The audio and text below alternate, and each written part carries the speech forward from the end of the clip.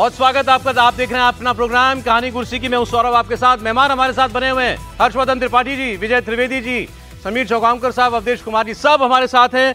आइए अब जरा आपको बिहार की इंटरेस्टिंग बड़ी मजेदार खबर बताता हूं। नीतीश कुमार जी से मिलने के लिए गए थे जेपी नड्डा जी। जेपी नड्डा जी नीतीश जी से मिले तो उसके बाद नीतीश जी ने बात की। उन्होंने कहा कि हम 2 बार आरजेडी के साथ जाकर गलती कर चुके हैं, लेकिन बीजेपी के साथ हम लोग शुरू से हैं, अब हम इधर उधर नहीं जाएंगे, बीजेपी के साथ ही हमेशा के लिए रहेंगे। नीतीश जी कितनी बार ये बात दोहराएंगे? उनसे कोई मांग रहा है कि हम जब भी तुमसे मिले तो तुमको ये कहना ही है, ऐसा तो नहीं हो सकता। नीतीश जी बहुत बड़े नेता है, तो क्यों उनको बार बार ये बात कहनी पड़ती है? उसकी वजह जो मुझे जो रिसेंट समझ में आया, अभी वो लालू यादव से मिलने गए थे। लालू यादव किडनी का उनका किडनी ट्रांसप्लांट हुआ, तो अभी एक मेडिकल चेकअप कराने के लिए सिंगापुर गए थे, जहां उनका ट्रांसप्लांट हुआ था। वहां से लौटे, शिष्टाचार है, नीतीश जी हालचाल पूछने घर गए होंगे उनके। उसके बाद से लोग चुटकी ले रहे थे इस बात पर कि नीतीश जी का फिर मन बदल रहा है क्या, फिर नीतीश जी पलटेंगे क्या। मुझे लगता है उसके बारे में उन्होंने शायद कुछ ज्यादा कहा होगा। फिर ये खबर आप देख लीजिए, नीतीश जी की बात सुन लीजिए। उसके बाद मैं आपको तेजस्वी यादव कैंप से एक ऐसी खबर बताऊंगा जो आपने पहले इस टाइप की भी खबर नहीं सुनी होगी, बहुत ही रोचक। सुनिए जरा पहले बात आप नीतीश कुमार जी की। समझ लीजिए, आप पहले वाले क्या करते थे, कुछ करते थे। अभी तक जितना बड़ाई दें, अब आजकल मीडिया वाले आप लोग हैं, सबका खूब छपवैबे करते। हमसे गलती किया 2 बार, हम कभी उन लोगों को साथ किए और फिर बाद में हटा दिए। अब हम कभी इधर उधर नहीं जाएंगे, हम लोग शुरू से साथ थे। बताइए ना, मेरा रिश्ता था 1995 से, तो बीच में कभी 2 बार इधर उधर हुआ, वो गलती हुई, और अब कभी इधर उधर नहीं होगा। लेकिन अगर देख लीजिए, कभी कोई काम किया था जी लोग, लेकिन झूठे वो सबके पर्चा छपता रहता। हम आजकल देखते हैं बिहार के अखबार में, दिल्ली के अखबार में भी छपा रहता। कोई काम किया है क्या? जो भी काम किया है, हम ही लोग एक साथ थे, हम लोगों ने दोनों ने मिलकर के सारा काम किया है यहाँ। हाँ, ये तो बात सच बोले नीतीश जी। बीजेपी और नीतीश कुमार जी ने मिलकर ही काम किया है, लेकिन जब पुल गिर जाता है तो कहते हैं नहीं, इसका तो तेजस्वी यादव जी के पास विभाग था, उनसे जाकर के पूछे। बहरहाल, लेकिन क्यों बार बार उनको कहना पड़ रहा है कि हम नहीं जाएंगे इधर उधर? नहीं, जाहिर है कि उन्होंने अपनी साख और विश्वसनीयता पर स्वयं ही प्रश्न चिन्ह खड़ा किया है।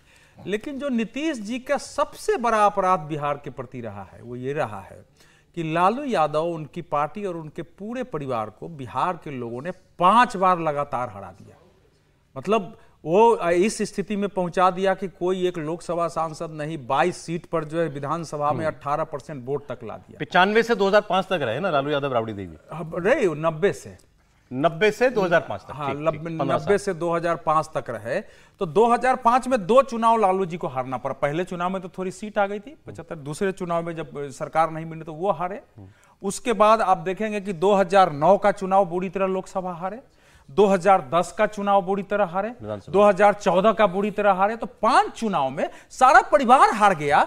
उनको जो है फिर से ला करके आपने खड़ा कर दिया, और आज एक शक्ति फिर से बन गई है जिसके विरुद्ध आपने लड़ाई लड़ा है।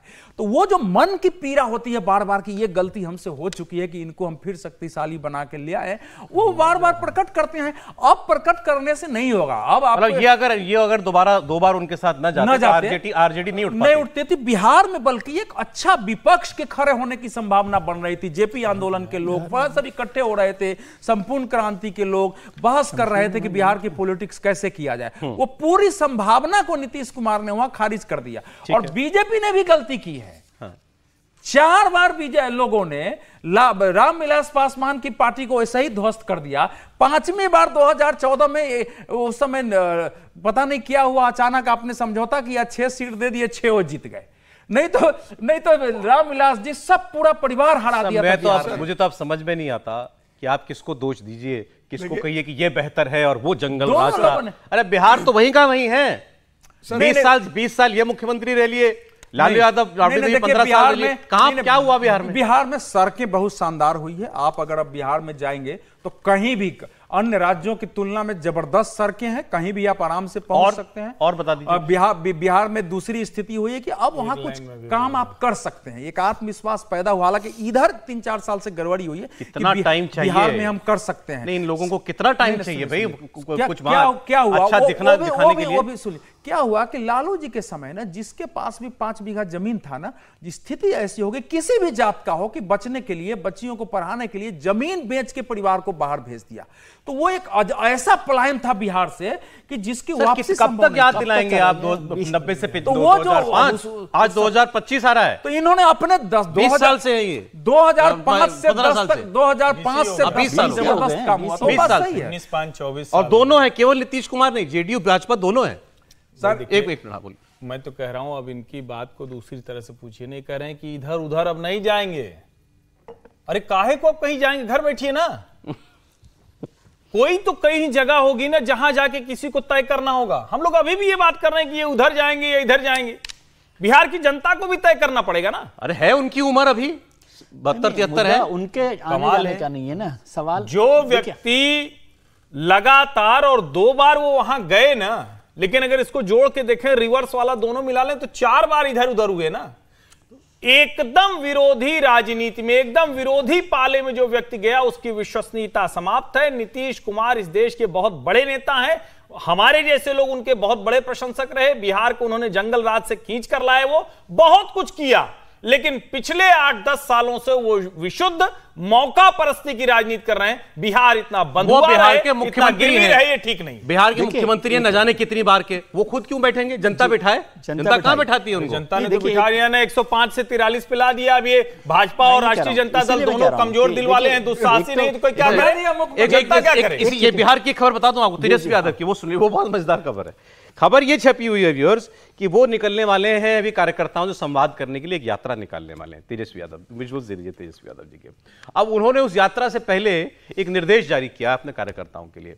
निर्देश ये है कि कोई भी व्यक्ति, कार्यकर्ता आरजेडी का, किसी भी रैली में, किसी भी सभा में या तेजस्वी यादव से मुलाकात करने के लिए वो सर पर गमछा नहीं बांधेगा, हरा गमछा, वो हरा गमछा गले में नहीं लेगा, वो हरा गमछा कमर पर नहीं बांधेगा। गमछा उन्होंने बैन कर दिया, गमछा नहीं होना चाहिए।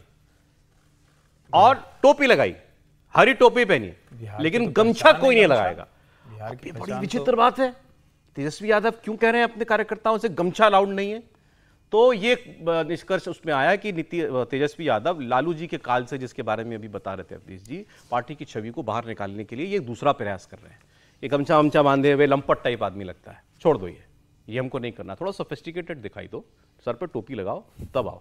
ये बात है सर। हाँ, मुझे बहुत मतलब हद तक यही सही बात लगती है उनकी। वो एक पैकेजिंग जो होती है ना, एक नए पैकेजिंग के साथ, गमछे ने क्या बिगाड़ा है?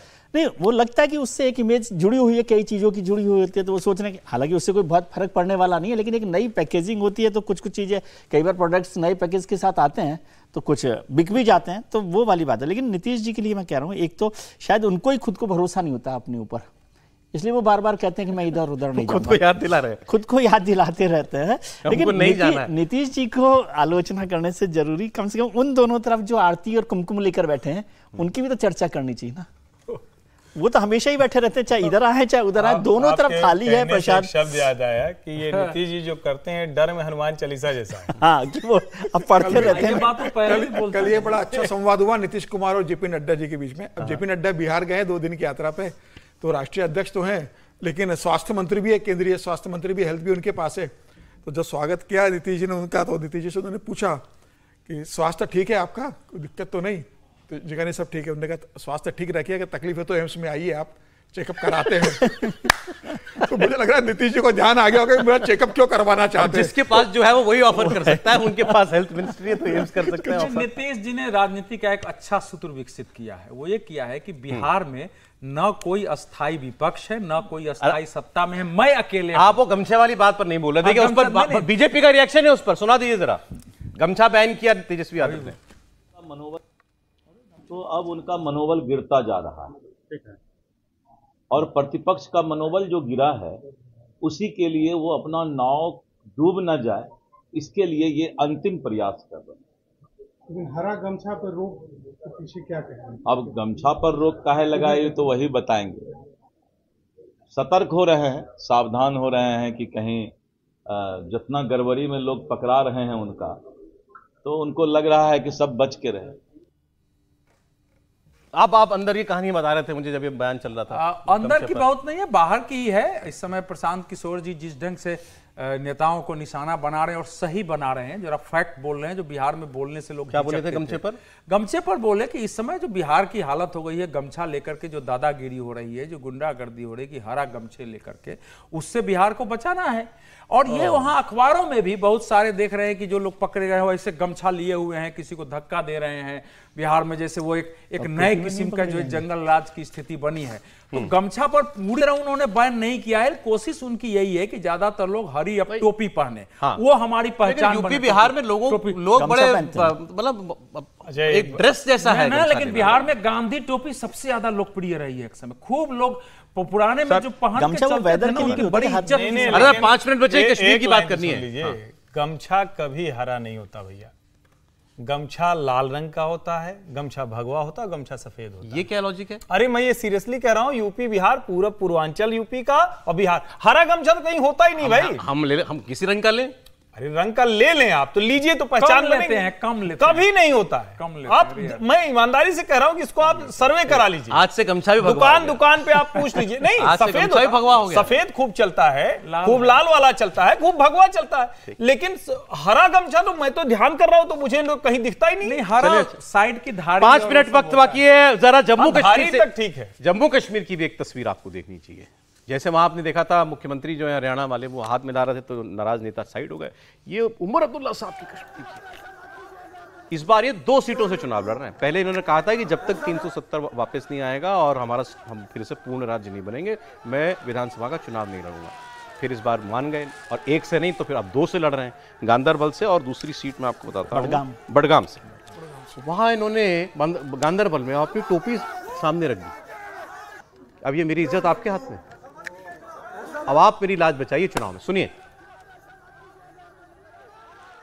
की आवाज हैं, बडगाम के जो वर्कर हैं, उन्होंने आगा रूहुल्ला साहब, आगा महमूद साहब के जरिए से ये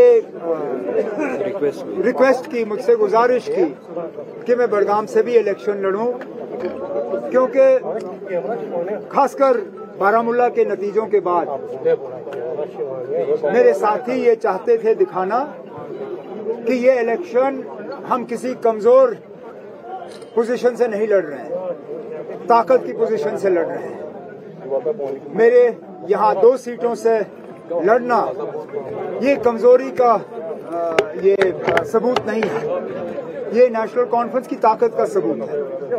क्योंकि आप साहब अजीब बात कर रहे हैं उमर अब्दुल्ला साहब, 2 सीट से लड़ रहे हैं और कह रहे हैं कि ये तो मजबूती का साइन है कि हम 2 सीट से चुनाव लड़ेंगे। हमारे पार्टी चाह रही थी कि हम यहां से भी लड़ें, वहां से भी लड़ें। 2 सीट से आदमी तभी लड़ता है जब अंदर से डरता है इस सीट पर कुछ गलत हो जाएगा। और लोकसभा का चुनाव ताजा हारे हैं अभी 3 महीना पहले, ये डर लगा हुआ है उनको।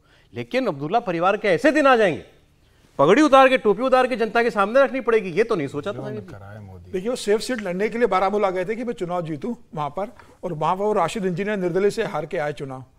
और अब उनको ये लग रहा है कि जम्मू कश्मीर में अगर उन्हें अपना अस्तित्व बचाना है राजनीतिक रूप से, तो उन्हें चुनाव जीतना जरूरी है। और उन्होंने फिर कांग्रेस से गठबंधन भी किया है, और दोनों के लिए जरूरी है। कांग्रेस भी इस बात को जानते हैं कि उनकी स्थिति बहुत अच्छी नहीं है। जम्मू में तो भारतीय जनता पार्टी को कोई चुनौती नहीं है किसी भी तरीके से 43 सीटों में, वहां कुछ कांग्रेस 1-2 सीटें जीत जाए तो ठीक है। कश्मीर में सबसे बड़ी लड़ाई है इनके बीच में, चाहे वो पीडीपी हो, चाहे नेशनल कॉन्फ्रेंस हो, चाहे कांग्रेस हो। मैं ये पूछ रहा हूं आपसे, पगड़ी की दुहाई देनी पड़े, पगड़ी की दुहाई देनी पड़ रही है। और उनके पिता को कहना पड़ रहा है कि अब मेरे पास समय नहीं है, ये मेरा आखिरी चुनाव होगा, तो मेरी लाज रख लेना। वो ये बोल रहे हैं उमर अब्दुल्ला के पिता कि ये मेरा आखिरी चुनाव हो सकता है, अगले चुनाव में हो सकता है मैं आपको दिखूं नहीं, तो आप मेरी लाज रख लेना, मेरी पार्टी की लाज रख लेना। तो अब ये भावनात्मक रूप से उन्हें पता है कि अगर इस समय अगर वो जीतेंगे नहीं तो उनकी राजनीति कहां जाएगी। और जिस तरीके से भारतीय जनता पार्टी ने वहां काम किया है, भारतीय जनता एलजी ने जिस हिसाब से वहां पे काम किया है, कश्मीर के अंदर जिस तरीके से युवाओं को रोजगार के लिए पैसा दिया गया है, महिलाओं के लिए, देखिए दो मुख्य रीजन है, कश्मीर हो गया और जम्मू हो गया। जम्मू का भी आप बता ही रहे थे, वहां बीजेपी बहुत स्ट्रांग है, वहां कांग्रेस भी लड़ती है, एनसीपी लड़ती है, पीडीपी लड़ती है, सब लड़ते हैं, लेकिन वहां सबसे बड़ी पार्टी पिछले चुनाव में बीजेपी बनी थी, इसलिए वहां उसकी सरकार पीडीपी के साथ सरकार बनाई थी।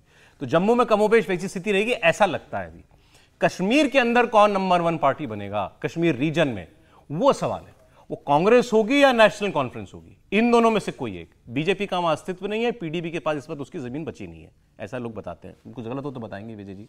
तो और इन दोनों का गठबंधन हो गया, नेशनल कॉन्फ्रेंस और कांग्रेस का, तो ये गठबंधन ही कश्मीर रीजन का बनेगा।